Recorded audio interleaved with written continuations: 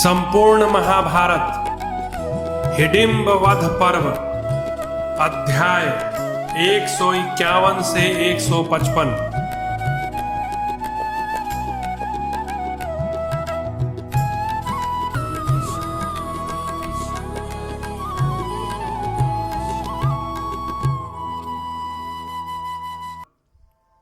हिडिंब के भेजने से हिडिंबा राक्षसी का पांडवों के साथ आना और भीमसेन से उसका वार्तालाप, हिडिंब का आना, हिडिंबा का उससे भयभीत होना और भीम तथा हिडिंबासुर का युद्ध, हिडिंबा का कुंती आदि से अपना मनोभाव प्रकट करना तथा भीमसेन के द्वारा हिडिंबासुर का वध, युधिष्ठिर का भीमसेन को हिडिंबा के वध से रोकना और हिडिंबा की भीमसेन के लिए प्रार्थना, भीमसेन और हिडिंबा का मिलन तथा घटोत्कच की उत्पत्ति, पांडवों को व्यास जी का दर्शन और उनका एक चक्रा नगरी में प्रवेश।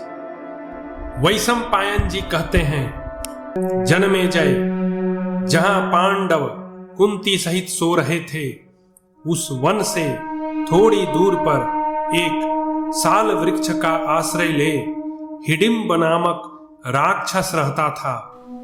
वह बड़ा क्रूर और मनुष्य मांस खाने वाला था। उसका बल और पराक्रम महान था। वह वर्षा काल के मेघ की भांति काला था।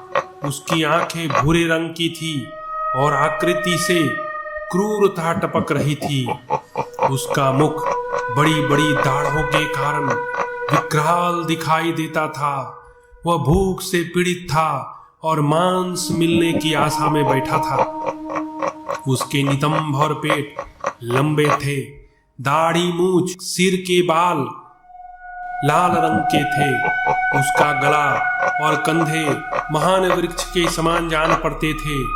दोनों कान भाले के समान नुकीले और लंबे थे। वह देखने में बड़ा भयानक। दैव इच्छा से उसकी दृष्टि उन महारथी पांडवों पर पड़ी। बेडौल रूप तथा भूरी आंखों वाला वह विकराल राक्षस देखने में बड़ा डरावना था। भूख से व्याकुल होकर वह कच्चा मांस खाना चाहता था। उसने अकस्मात पांडवों को देख लिया। तब अंगुलियों को ऊपर उठाकर सिर के रूखे बालों को खुजलाता और फटकारता हुआ वह विशाल मुख वाला राक्षस पांडवों की ओर बार बार देखकर जम्हाई लेने लगा। मनुष्य का मांस मिलने की संभावना से उसे बड़ा हर्ष हुआ।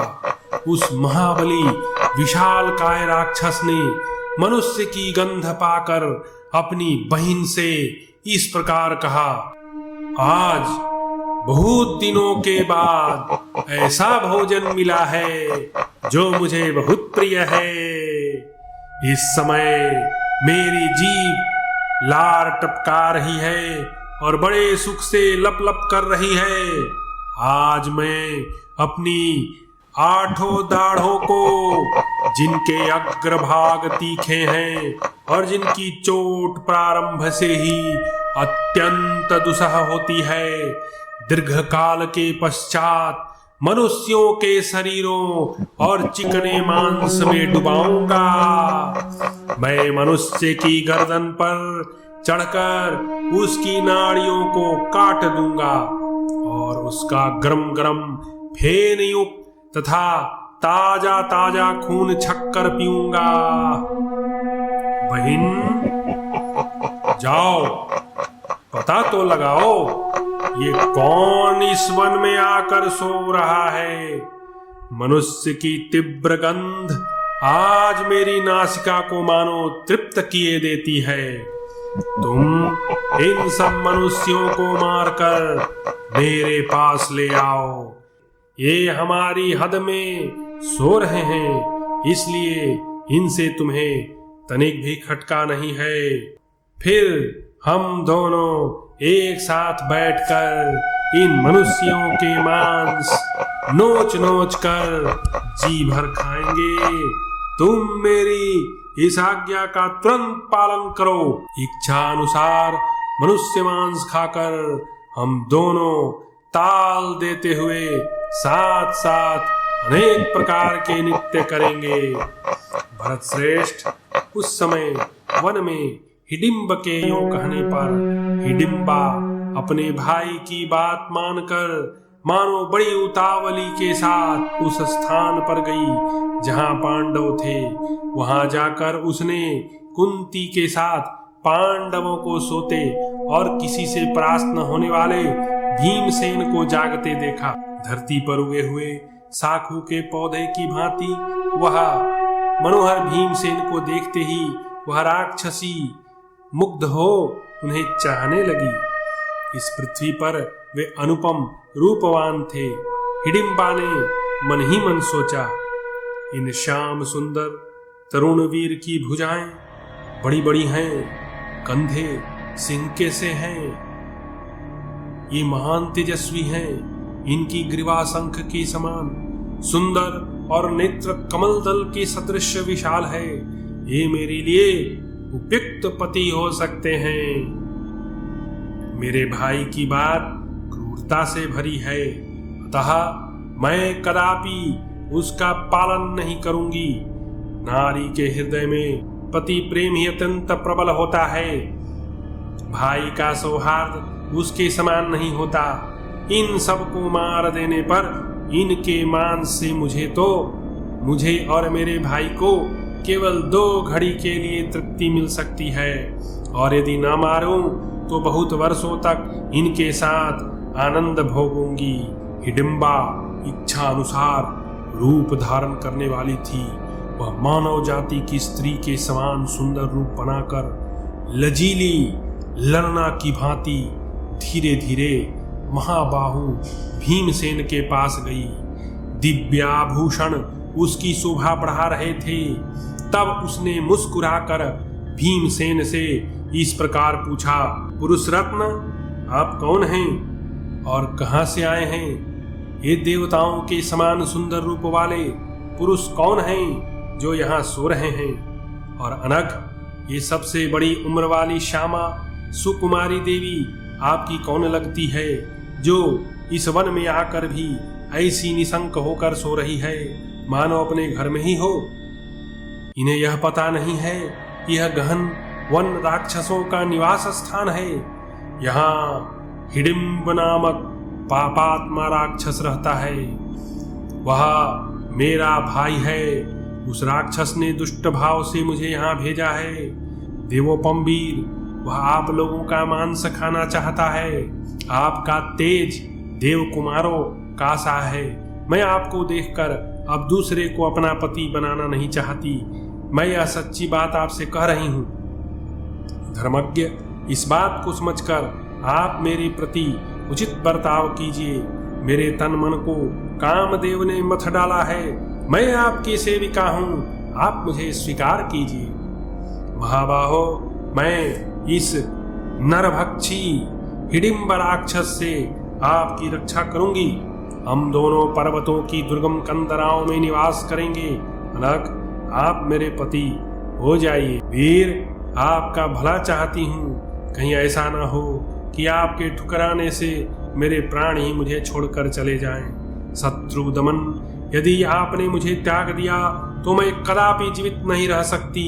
मैं आकाश में विचरने वाली हूँ। जहाँ इच्छा हो वहीं विचरण कर सकती हूँ। आप मेरे साथ भिन्न भिन्न लोकों और प्रदेशों में विहार करके अनुपम प्रसन्नता प्राप्त कीजिए। भीमसेन बोले, राक्षसी, ये मेरे ज्येष्ठ भ्राता हैं, जो मेरे लिए परम सम्माननीय गुरु हैं। इन्होंने अभी तक विवाह नहीं किया है।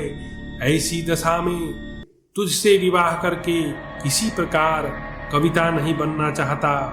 कोई ऐसा मनुष्य होगा जो इस जगत में सामर्थ्यशाली होते हुए भी सुखपूर्वक सोए हुए इन बंधुओं को, माता को तथा बड़े भ्राता को भी किसी प्रकार आरक्षित छोड़कर जा सके? मुझ जैसा कौन पुरुष काम पीड़ित की भांति इन सोए हुए भाइयों को और माता को राक्षस का भोजन बनाकर अन्यत्र जा सकता है। राक्षसी हिडिंबा ने कहा, आपको जो प्रिय लगे मैं वही करूंगी। आप इन सब लोगों को जगा दीजिए, मैं इच्छा अनुसार उस मनुष्य भक्षी हिडिंब राक्षस से इन सबको छुड़ा लूंगी। भीमसेन ने कहा, राक्षसी, मेरे भाई और माता इस वन में सुखपूर्वक सो रहे हैं। तुम्हारे दुरात्मा भाई के भय से मैं इन्हें जगाऊंगा नहीं। भीरु सुलोचने, मेरे पराक्रम को राक्षस, मनुष्य, गंधर्व तथा यक्ष भी नहीं सह सकते हैं। अतः भद्रे, तुम जाओ या रहो, अथवा तुम्हारी जैसी इच्छा हो वही करो।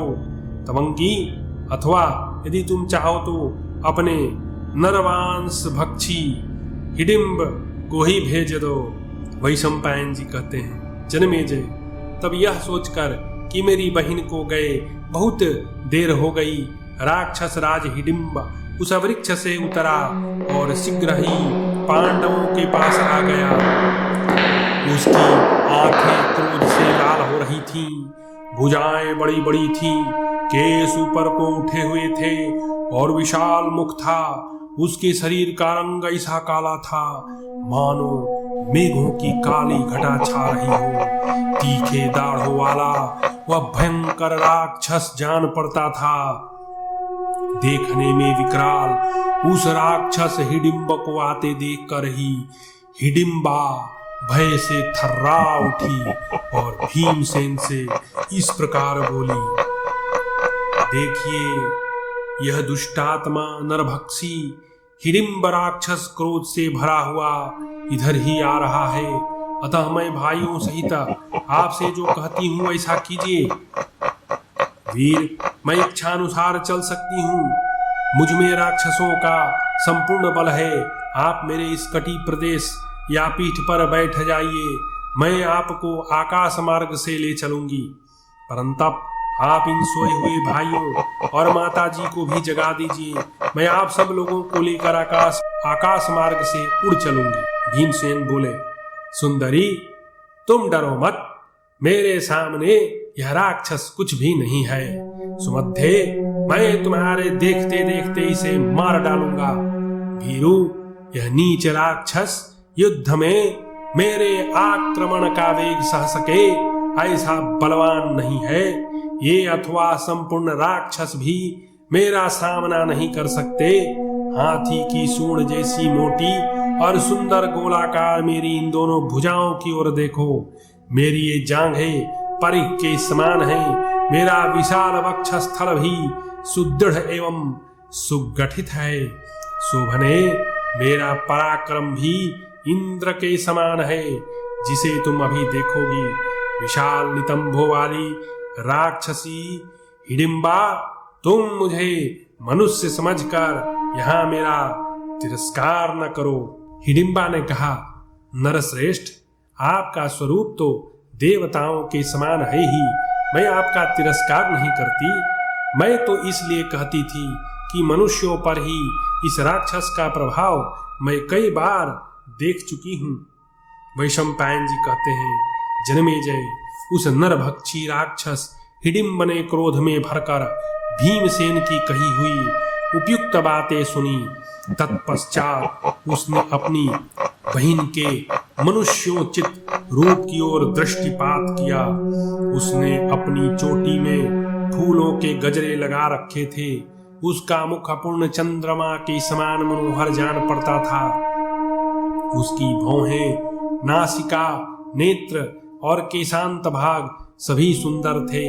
नख और त्वचा बहुत ही सुकुमार थी। उसने अपने अंगों को समस्त आभूषणों से विभूषित कर रखा था तथा शरीर पर अत्यंत सुंदर महीन साड़ी शोभा पा रही थी। उसे इस प्रकार सुंदर एवं मनोहर मानव रूप धारण किए देख हिडिंब राक्षस के मन में यह संदेश हुआ कि हो न हो यह पति रूप में किसी पुरुष का वर्ण करना चाहती है। यह विचार मन में आते ही वह हिडिंब राक्षस कुपित हो उठा कुरुश्रेष्ठ, अपनी बहन पर उस राक्षस का क्रोध बहुत बढ़ गया था। फिर तो उसने बड़ी बड़ी आंखें फाड़ फाड़ कर उसकी ओर देखते हुए कहा, हिडिंबे, मैं भूखा हूं और भोजन चाहता हूं। कौन दुर्बुद्धि मानव मेरे इस अभिष्ट की सिद्धि में विघ्न डाल रहा है? तू अत्यंत मोह के वशीभूत होकर क्या मेरे क्रोध से नहीं डरती है? मनुष्य को पति बनाने की इच्छा रखकर मेरा प्रिय करने वाली दुराचारिणी हिडिंबा, तुझे धिक्कार है। तू पूर्ववर्ती संपूर्ण राक्षस राजों के कुल में कलंक लगाने वाली है। जिन लोगों का आश्रय लेकर तूने मेरा महान अप्रिय कार्य किया है, यह देख, मैं उन सबको आज तेरे साथ ही मार डालता हूं।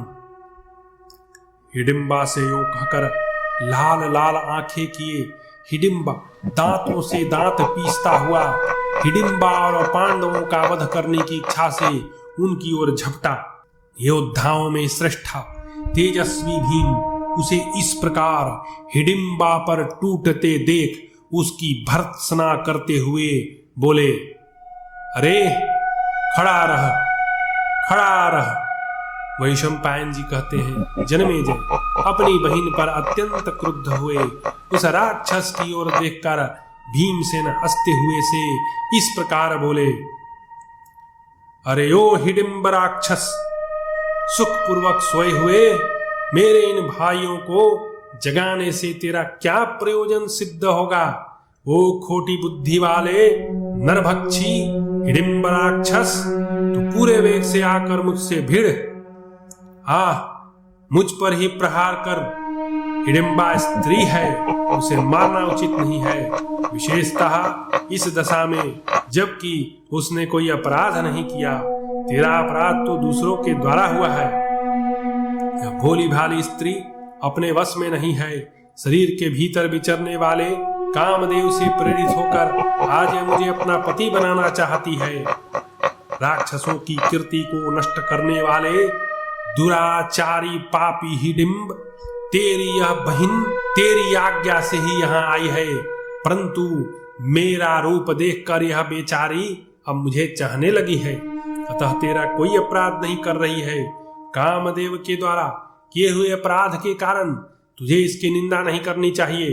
दुष्ट आत्मन पापी, तू मेरे रहते इस स्त्री को नहीं मार सकता। नरभक्षी हिडिंब राक्षस, तू मुझ अकेले के साथ अकेला ही भिड़ जा। आज मैं अकेला ही तुझे यमलोक भेज दूंगा। निशाचर, जैसे अत्यंत बलवान हाथी के पैर से दबकर किसी का भी मस्तक पिस जाता है, उसी प्रकार मेरे बलपूर्वक आघात से कुचला जाकर तेरा सिर फट जाएगा। आज मेरे द्वारा युद्ध में तेरा वध हो जाने पर हर्ष से भरे हुए गीध, बाज और गीदड़ धरती पर पड़े हुए तेरे अंगों को इधर उधर घसीटेंगे।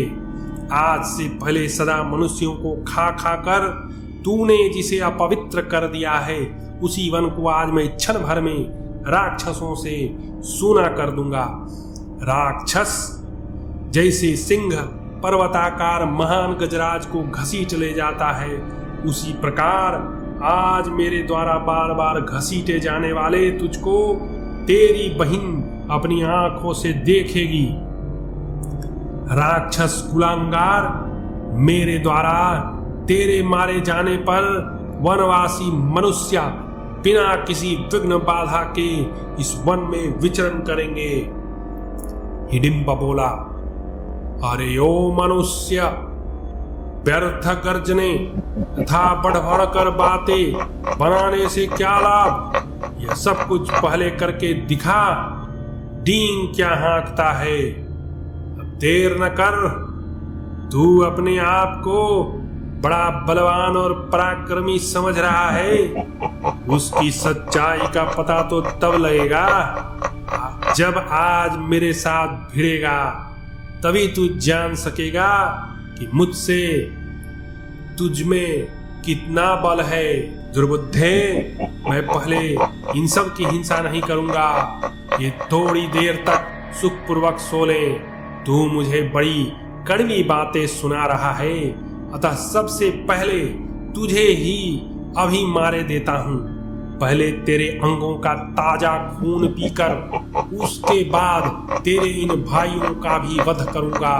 तदनंतर अपना प्रिय करने वाली इस पापिनी हिडिंबा को भी मार डालूंगा। वैशंपायन जी कहते हैं, राजन, यूं कहकर क्रोध में भरा हुआ वह नरभक्षी राक्षस अपनी एक बाह ऊपर उठाए शत्रु दमन भीमसेन पर टूट पड़ा। झपटते ही बड़े वेग से उसने भीमसेन पर हाथ चलाया। तब तो भयंकर पराक्रमी भीमसेन ने तुरंत ही उसके हाथ को हंसते हुए से पकड़ लिया। वह राक्षस उनके हाथ से छूटने के लिए छटपटाने उछल कूद मचाने लगा, परंतु भीमसेन उसे पकड़े हुए ही बलपूर्वक उस स्थान से 8 धनुष लगभग 32 हाथ दूर घसीट ले गए।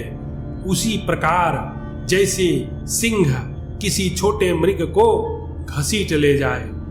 पांडुनंदन भीम के द्वारा बलपूर्वक पीड़ित होने पर वह राक्षस क्रोध में भर गया और भीमसेन को भुजाओं से कसकर भयंकर गर्जना करने लगा। तब महाबली भीमसेन यह सोचकर पुनः उसे बलपूर्वक कुछ दूर खींच ले गए कि सुखपूर्वक सोए हुए भाइयों के कानों में शब्द न पड़े। फिर तो दोनों एक दूसरे से गुथ गए और बलपूर्वक अपनी अपनी ओर खींचने लगे। हिडिंबा और भीमसेन दोनों ने बड़ा भारी पराक्रम प्रकट किया। जैसे 60 वर्ष की अवस्था वाले 2 मत वाले गजराज कुपित हो परस्पर युद्ध करते हो, उसी प्रकार वे दोनों एक दूसरे से भिड़कर वृक्षों को तोड़ते, लताओं खींच खींच कर उजाड़ने लगते। वे दोनों वृक्ष उठाए बड़े वेग से एक दूसरे की ओर दौड़ते थे। अपनी जांघों की टक्कर से चारों ओर की लताओं को छिन्न भिन्न किए देते थे तथा गर्जन तर्जन के साथ सब और पशु पक्षियों को आतंकित कर देते थे। बल से उन्मत्त हुए वे दोनों महाबली योद्धा एक दूसरे को मार डालना चाहते थे। उस समय भीमसेन और हिडिंबासुर में बड़ा भयंकर युद्ध चल रहा था। वे दोनों एक दूसरे की भुजाओं को मरोड़ते, जांघों को घुटनों से दबाते हुए दोनों एक दूसरे को अपनी ओर खींचते थे। तदनंतर वे बड़े जोर से गरजते हुए परस्पर इस प्रकार प्रहार करने लगे मानो 2 चट्टानें आपस में टकरा रही हों। तदनंतर तत्पश्चात वे एक दूसरे से गुथ गए और दोनों को भुजाओं में कसकर इधर उधर खींच ले जाने की चेष्टा करने लगे। उन दोनों की भारी गर्जना से वे नरश्रेष्ठ पांडव माता सहित जाग उठे और उन्होंने अपने सामने खड़ी हुई हिडिंबा राक्षसी को देखा। वैशंपायन जी कहते हैं, जन्मेजय, जागने पर हिडिंबा का अलौकिक रूप देख वे कुरुक सिंह पांडव माता कुंती के साथ बड़े विस्मय में पड़े। तदनंतर कुंती ने उसकी रूप संपत्ति से चकित हो उसकी ओर देखकर उसे सांत्वना देते हुए मधुर वाणी में इस प्रकार धीरे से पूछा, देवकन्याओं की सी कांति वाली सुंदरी, तुम कौन हो और किसकी कन्या हो? तुम किस काम से यहाँ आई हो और कहाँ से तुम्हारा शुभागमन हुआ है? यदि तुम इस वन की देवी अथवा अप्सरा हो तो वह सब मुझे ठीक ठीक बता दो। साथ भी यह भी कहो कि किस काम के लिए यहाँ खड़ी हो। हिडिंबा बोली, देवी, यह जो नील मेघ के समान विशाल वन आप देख रही हैं, यह राक्षस हिडिंब का और मेरा निवास स्थान है। महाभागे, आप मुझे उस राक्षस राज हिडिंब की बहन समझे। आर्य, मेरे भाई ने मुझे आपकी और आपके पुत्रों की हत्या करने की इच्छा से भेजा था। उसकी बुद्धि बड़ी क्रूरतापूर्ण है। उसके कहने से मैं यहाँ आई और नूतन सुवर्ण की सी आभा वाले आपके महाबली पुत्र पर मेरी दृष्टि पड़ी। सुबह मुझे देखते ही समस्त प्राणियों के अंतःकरण में विचरने वाले कामदेव से प्रेरित होकर मैं आपके पुत्र की वशीवर्ती हो गई। तदनंतर मैंने आपके महाबली पुत्र को पति रूप में वर्ण किया और इस बात के लिए प्रयत्न किया कि उन्हें तथा सब लोगों को लेकर यहाँ से अन्यत्र भाग चलूं, परंतु आपके पुत्र की स्वीकृति ना मिलने से मैं इस कार्य में सफल न हो सकी।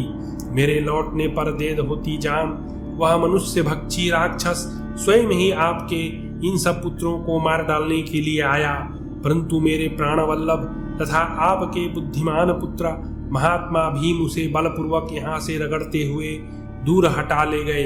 देखिए, युद्ध में पराक्रम दिखाने वाले वे दोनों मनुष्य और राक्षस जोर जोर से गरज रहे हैं और बड़े वेग से गुत्थ होकर एक दूसरे को अपनी ओर खींच रहे हैं। वैशंपायन जी कहते हैं, जन्मेजय हिडिंबा की बात सुनते ही युधिष्ठिर उछल कर खड़े हो गए। अर्जुन, नकुल और पराक्रमी सहदेव ने भी ऐसा ही किया। तदनंतर उन्होंने देखा कि वे दोनों प्रचंड बलशाली सिंहों की भांति आपस में गुथे हुए हैं और अपनी अपनी विजय चाहते हुए एक दूसरे को घसीट रहे हैं। एक दूसरे को भुजाओं में भरकर बार बार खींचते हुए उन दोनों योद्धाओं ने धरती की धूल को दावानल के धुएं में बदल दिया था। दोनों का शरीर पृथ्वी की धूल में सना था। दोनों ही पर्वतों के समान विशालकाय थे। उस समय वे दोनों कोहरे से ढके हुए दो पहाड़ों के समान सुशोभित हो रहे थे। भीमसेन को राक्षस द्वारा पीड़ित देख अर्जुन धीरे धीरे हंसते हुए से बोले, महाबाहो भैया भीमसेन, डरना मत। अब तक हम लोग नहीं जानते थे कि तुम भयंकर राक्षस से भिड़कर अत्यंत परिश्रम के कारण कष्ट पा रहे हो। कुंती नंदन, अब मैं तुम्हारी सहायता के लिए उपस्थित हूँ। इस राक्षस को अवश्य मार गिराऊंगा। नकुल और सहदेव माता जी की रक्षा करेंगे। भीमसेन ने कहा, अर्जुन तटस्थ होकर चुपचाप देखते रहो, तुम्हें घबराने की आवश्यकता नहीं।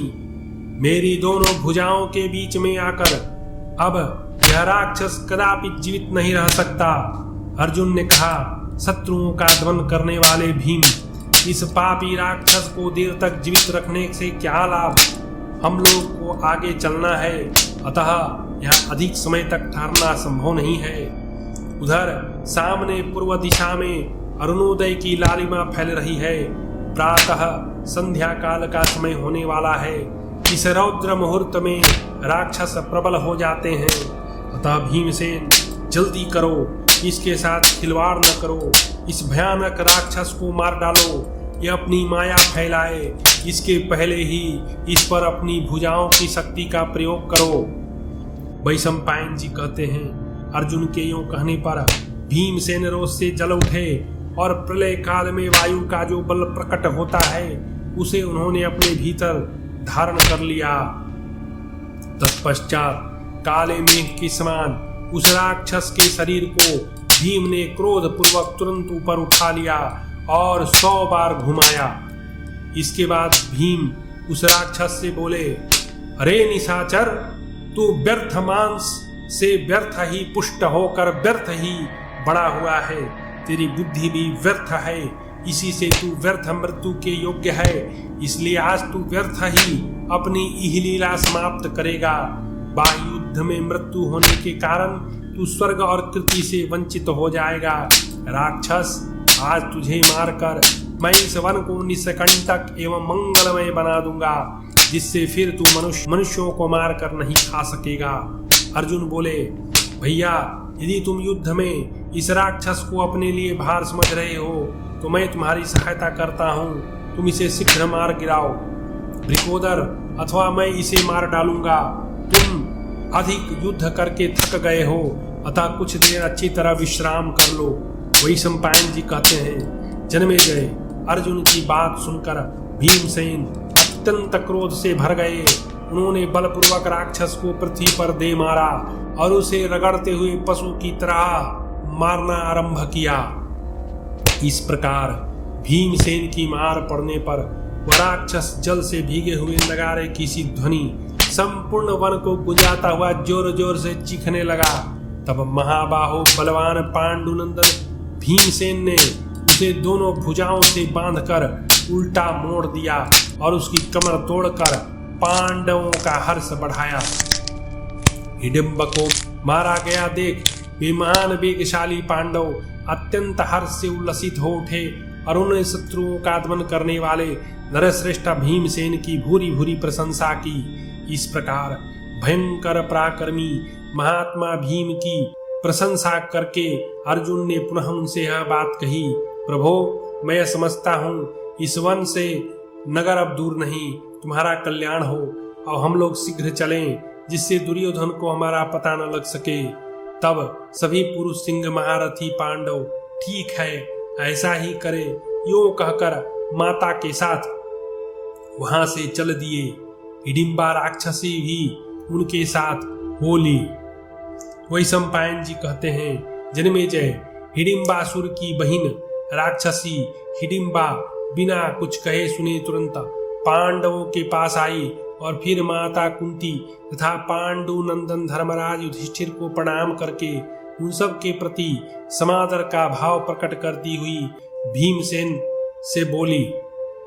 हिडिंबा ने कहा, आर्य पुत्र आपके दर्शन मात्र से मैं कामदेव के अधीन हो गई और अपने भाई के क्रूरतापूर्ण वचनों की अवहेलना करके आपका ही अनुसरण करने लगी।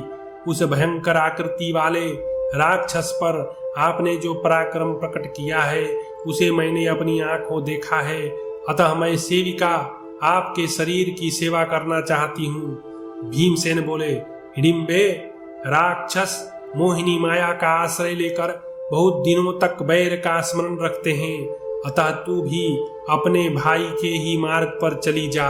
यह सुनकर युधिष्ठिर ने कहा, पुरुष सिंह भीम, यद्यपि तुम क्रोध से भरे हुए हो तो भी स्त्री का वध न करो। पांडुनंदन शरीर की रक्षा की अपेक्षा भी अधिक तत्परता से धर्म की रक्षा करो।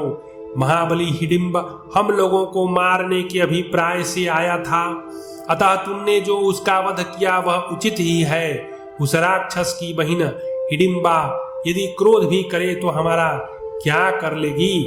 वैशंपायन जी कहते हैं, जन्मेजय तदनंतर हिडिंबा ने हाथ जोड़कर कुंती देवी तथा उनके पुत्र युधिष्ठिर को प्रणाम करके इस प्रकार कहा, आर्य स्त्रियों को इस जगत में जो काम जनित पीड़ा होती है उसे आप जानती ही हैं। शुभे आपके पुत्र भीमसेन की ओर से मुझे वही कामदेव जनित कष्ट प्राप्त हुआ है।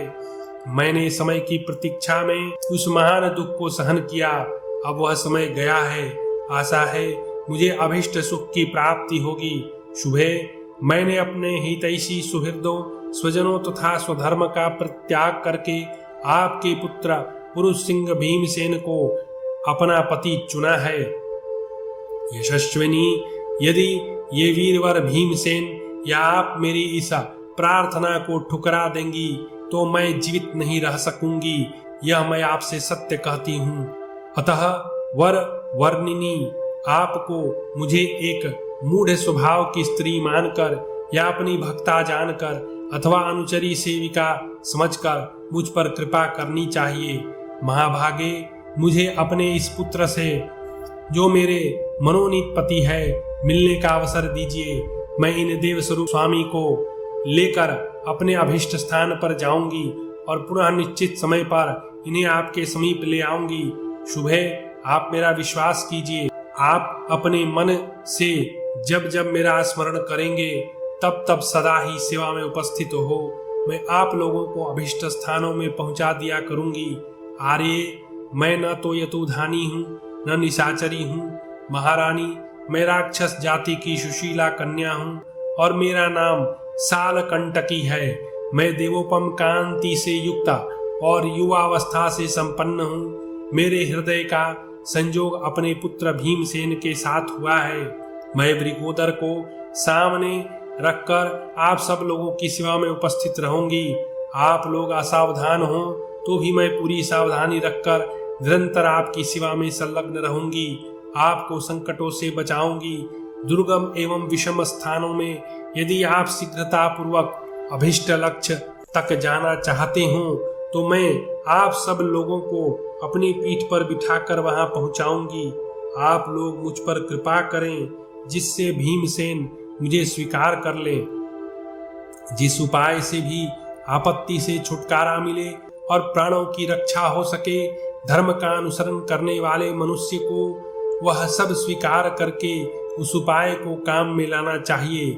जो आपत्ति काल में धर्म को धारण करता है वही धर्मात्माओं में श्रेष्ठ है। धर्म पालन में संकट उपस्थित होना ही धर्मात्मा पुरुष के लिए आपत्ति कही जाती है।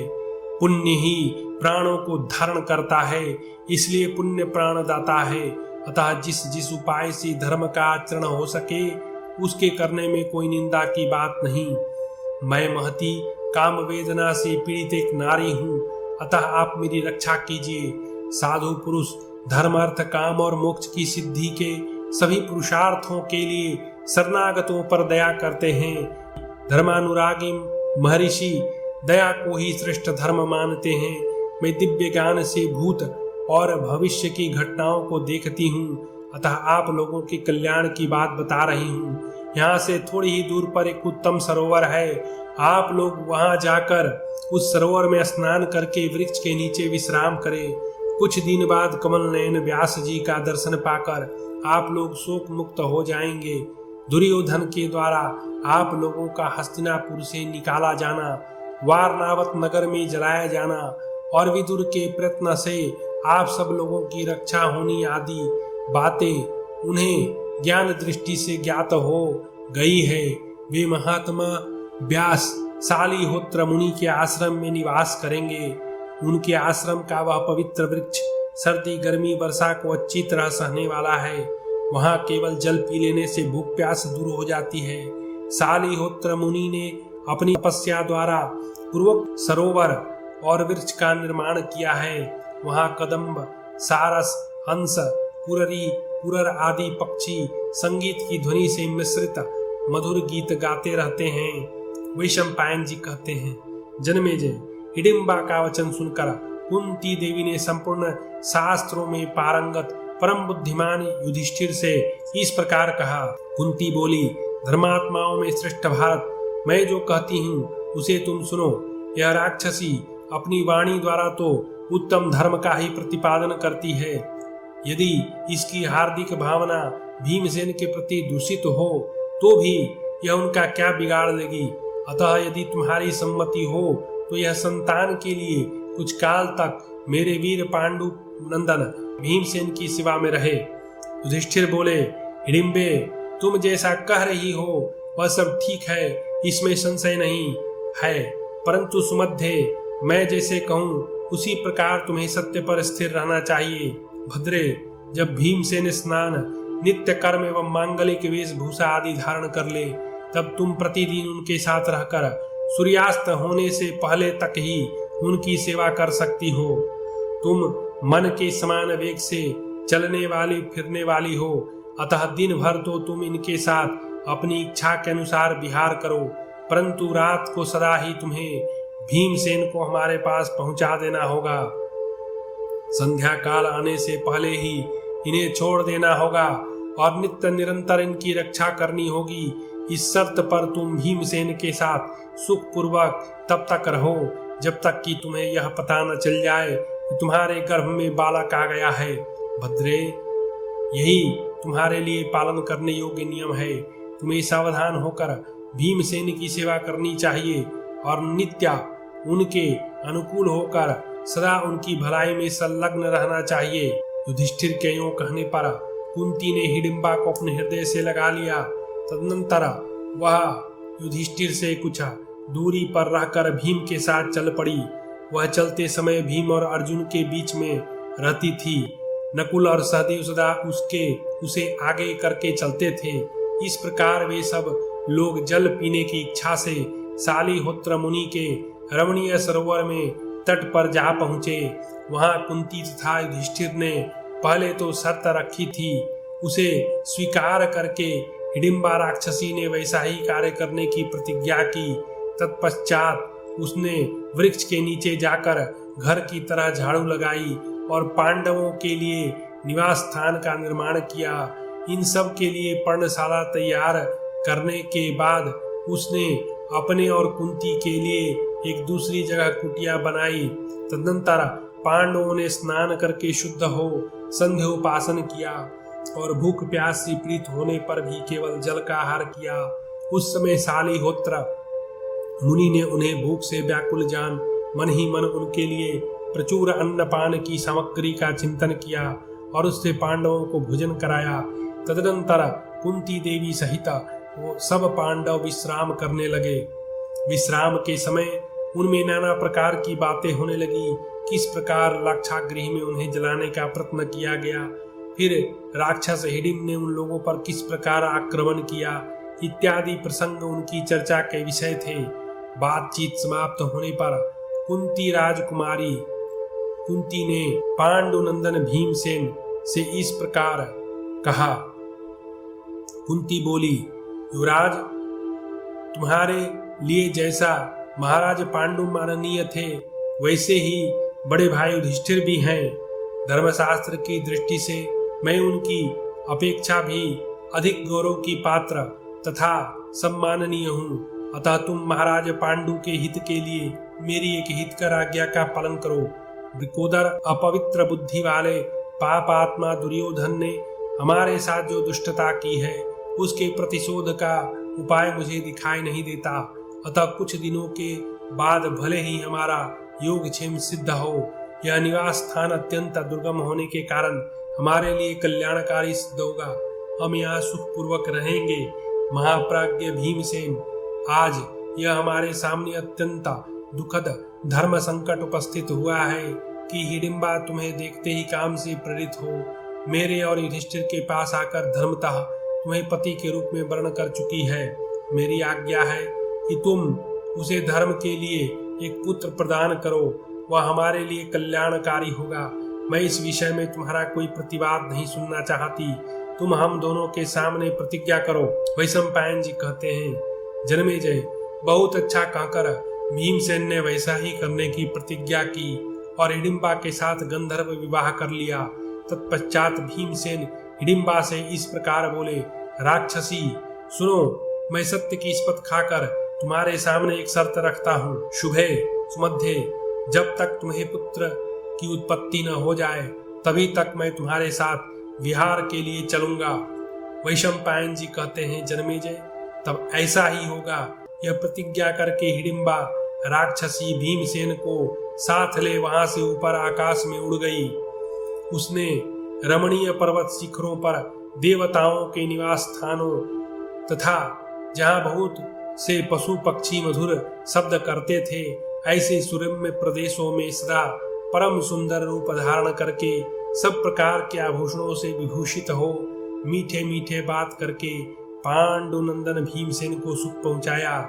इसी प्रकार पुष्पित वृक्षों और लताओं से सुशोभित दुर्गम वनों में कमल और उत्पल आदि से अलंकृत रमणीय सरोवरों में, नदियों के द्वीपों में तथा जहाँ की वायु का वैदुर्य मणि के समान है, जिनके घाट तटवर्ती वन तथा जल भी सभी सुंदर एवं पवित्र हैं, उन पर्वतीय नदियों में विकसित वृक्षों और लता वल्लरियों से विभूषित विचित्र काननों में, हिमवान पर्वत के कुंजों और भांत भांत की गुफाओं में खिले हुए कमल समूह से युक्त निर्मल जल वाले सरोवरों में, मणियों में और सुवर्ण से संपन्न समुद्र तटवर्ती प्रदेशों में, छोटे छोटे सुंदर तालाब में, बड़े बड़े साल वृक्षों के जंगल में, पवित्र देव वनों में, पर्वतीय शिखरों पर, गुहकों के निवास स्थान में, सभी ऋतुओं के फलों से संपन्न तपस्वी मुनियों के सुरम्य आश्रम में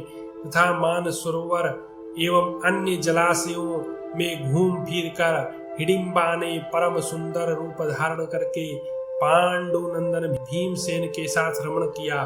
वह मन के समान वेग से चलने वाली थी, अतः उन स्थानों में भीमसेन को आनंद प्रदान करती हुई विचरती रहती थी। कुछ काल के पश्चात उस राक्षसी ने भीमसेन से एक महान बलवान पुत्र उत्पन्न किया, जिसकी आंखें विकराल, मुख विशाल और कान शंकु के समान थे। वह देखने में बड़ा भयंकर जान पड़ता था। उसकी आवाज बड़ी भयानक थी। सुंदर लाल ओंठ, तीखी दाढ़ें, महान बल, बहुत बड़ा धनुष, महान पराक्रम, अत्यंत धैर्य और साहस, बड़ी बड़ी भुजाएं, महान वेग और विशाल शरीर, ये सभी विशेषताएं थी। वह महामायावी राक्षस अपने शत्रुओं का दमन करने वाला था। उसकी नाक बहुत बड़ी, चौड़ी छाती तथा पैरों की पिंडलियां टेढ़ी और ऊंची थीं। यद्यपि उसका जन्म मनुष्य से हुआ था, तथापि उसकी आकृति और शक्ति अमानुषिक थी। उसका वेग भयंकर और बल बलवान था। वह दूसरे पिशाचों तथा राक्षसों से बहुत अधिक शक्तिशाली था। राजन, अवस्था में बालक होने पर भी वह मनुष्यों में युवक सा प्रतीत होता था। उस बलवान वीर ने संपूर्ण अस्त्र शस्त्रों में निपुणता प्राप्त की थी। राक्षसियां जब गर्भ धारण करती हैं तब तत्काल ही उनको जन्म दे देती हैं। वे इच्छानुसार रूप धारण करने वाली, नाना प्रकार के रूप बदलने वाली होती हैं। उस महान धनुर्धर बालक ने पैदा होते ही पिता और माता के चरणों में प्रणाम किया। उसके सिर में बाल नहीं उगे थे। उस समय पिता और माता ने उसका इस प्रकार नामकरण किया। बालक की माता ने भीमसेन से कहा, इसका घट सिर उत्कच अर्थात केश रहित है। उसके इस कथन से ही इसका नाम घटोत्कच हो गया। घटोत्कच का पांडवों के प्रति बड़ा अनुराग था और पांडवों को भी बहुत प्रिय था। वह सदा उनकी आज्ञा के अधीन रहता था। तदनंतर हिडिंबा पांडवों से यह कहकर कि भीमसेन के साथ रहने का मेरा समय समाप्त हो गया, आवश्यकता के समय पुनः मिलने की प्रतिज्ञा करके अपने अभीष्ट स्थान को चली गई। तत्पश्चात विशालकाय घटोत्कच ने कुंती सहित पांडवों को यथा योग्य प्रणाम करके उन्हें संबोधित करके कहा, निष्पाप गुरुजन, आप निशंक होकर बताइए, मैं आपकी क्या सेवा करूं। इस प्रकार पूछने वाले भीमसेन कुमार से कुंती ने कहा, बेटा, तुम्हारा जन्म कुरुकुल में हुआ है। तुम मेरे लिए साक्षात भीमसेन के समान हो, पांचों पांडवों के ज्येष्ठ पुत्र हो, अतः हमारी सहायता करो। वैशंपायन जी कहते हैं, जनमेजय, कुंती के यो कहने पर घटोत्कच ने प्रणाम करके उनसे कहा, दादी जी, लोक में जैसे रावण और मेघनाद बहुत बड़े बलवान थे, उसी प्रकार इस मानव जगत में भी उन्हीं के समान विशालकाय और महापराक्रमी हूँ, बल्कि उनसे भी बढ़कर हूँ। जब मेरी आवश्यकता होगी उस समय मैं स्वयं अपने पितृवर्ग की सेवा में उपस्थित हो जाऊंगा। यूं कहकर राक्षस श्रेष्ठ घटोत्कच पांडवों से आज्ञा लेकर उत्तर दिशा की ओर चला गया। महामना इंद्र ने अनुपम पराक्रमी कर्ण की शक्ति का आघात सहन करने के लिए घटोत्कच की सृष्टि की थी। वह कर्ण के सम्मुख युद्ध करने में समर्थ महारथी वीर था।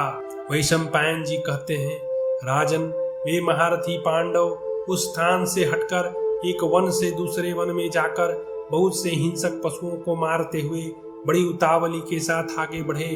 मत्स्य, त्रिगत, पांचाल एवं कीचक इन जनपदों के भीतर होकर रमणीय वनस्थलियों और सरोवरों को देखते हुए वे लोग यात्रा करने लगे। उन सब ने अपने सिर पर जटाएं रख ली थी, वल्लकल और मृग चर्म से अपने शरीर को ढक लिया था, तपस्वी का सा वेश धारण कर रखा था। इस प्रकार वे महारथी महात्मा पांडव माता कुंती के साथ कहीं तो उन्हें पीठ पर ढोते हुए तीव्र गति से चलते थे, कहीं इच्छानुसार धीरे धीरे पांव बढ़ाते थे, कहीं पुनः अपनी चाल तेज कर देते थे। पांडव लोग सब शास्त्रों के ज्ञाता थे। प्रतिदिन उपनिषद, वेद वेदांग तथा नीति शास्त्र का स्वाध्याय किया करते थे। एक दिन जब वे स्वाध्याय में लगे थे, पितामह व्यास जी का दर्शन हुआ। शत्रुओं को संताप देने वाले पांडवों ने उस समय महात्मा श्री कृष्ण द्वैपायन को प्रणाम किया और अपनी माता के साथ वे सब लोग उनके आगे हाथ जोड़कर खड़े हो गए। तब व्यास जी ने कहा, भरतश्रेष्ठ पांडु कुमारों, मैंने पहले ही तुम लोगों पर आए हुए इस संकट को जान लिया। धृतराष्ट्र के पुत्रों ने तुम्हें जिस प्रकार अधर्म पूर्वक राज्य से बहिष्कृत किया, यह सब जानकर तुम्हारा परम हित करने के लिए मैं यहाँ आया हूँ। इसके लिए तुम्हें विषाद नहीं करना चाहिए। यह सब तुम्हारे भावी सुख के लिए हो रहा है। इसमें संदेह नहीं कि मेरे लिए तुम लोग और धृतराष्ट्र के पुत्र दुर्योधन आदि सब समान ही हैं। फिर भी जहाँ दीनता और बचपन है, वहीं मनुष्य अधिक स्नेह करते हैं। इसी कारण इस समय तुम लोगों पर मेरा अधिक स्नेह है। मैं स्नेह पूर्वक तुम लोगों का हित करना चाहता हूँ, इसलिए मेरी बात सुनो। यहाँ पास ही जो यह रमणीय नगर है, इसमें रोग व्याधि का भय नहीं, अतः तुम सब लोग वहीं चिपकर रहो और मेरे पुनः आने की प्रतीक्षा करो। वैशंपायन जी कहते हैं, जन्मेजय इस प्रकार पांडवों को भली भांति आश्वासन देकर सत्यवती नंदन भगवान व्यास उन सब के साथ एक चक्रा नगरी के निकट गए। वहां उन्होंने कुंती को इस प्रकार सांत्वना दी।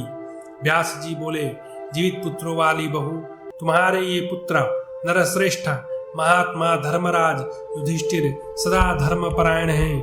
अतः ये धर्म से ही सारी पृथ्वी को जीतकर भूमंडल के संपूर्ण राजाओं पर शासन करेंगे। भीमसेन और अर्जुन के बल से समुद्र पर्यंत सारी वसुधा को अपने अधिकार में करके ये उसका उपभोग करेंगे, इसमें संशय नहीं है। तुम्हारे और माद्री के सभी महारथी पुत्र सदा अपने राज्य में प्रसन्न चित्त हो सुख पूर्वक विचरेंगे। पुरुषों में सिंह के समान बलवान पांडव इस पृथ्वी को जीतकर प्रचुर दक्षिणा से संपन्न राजसूय तथा अश्वमेध आदि यज्ञों द्वारा भगवान का यजन करेंगे। तुम्हारे ये पुत्र अपने सुहृदों के समुदाय को उत्तम भोग एवं ऐश्वर्य सुख के द्वारा अनुग्रहित करके बाप दादों के राज्य का पालन एवं उपभोग करेंगे। वैशंपायन जी कहते हैं, जन्मेजय यूं कहकर महर्षि कृष्णद्वैपायन ने इन सब को एक ब्राह्मण के घर में ठहरा दिया और पांडव श्रेष्ठ युधिष्ठिर से कहा, तुम लोग यहाँ 1 मास तक मेरी प्रतीक्षा करो। मैं पुनः देश और काल का विचार करके ही कोई उपाय करना चाहिए, इससे तुम्हें बड़ा सुख मिलेगा। राजन, उस समय सबने हाथ जोड़कर उनकी आज्ञा स्वीकार की। तदनंतर शक्तिशाली महर्षि भगवान व्यास जैसे आए थे वैसे ही चले गए। इस प्रकार श्री महाभारत आदि पर्व के अंतर्गत हिडिंब वध पर्व में पांडवों का वन में आगमन, हिडिंब और भीम का युद्ध और हिडिंब का वध, हिडिंबा और भीम का गंधर्व विवाह और घटोत्कच की उत्पत्ति तथा व्यास जी से पांडवों का मिलन और पांडवों का एक चक्रा नगरी में प्रवेश नामक 151 से 155वां अध्याय पूरा हुआ।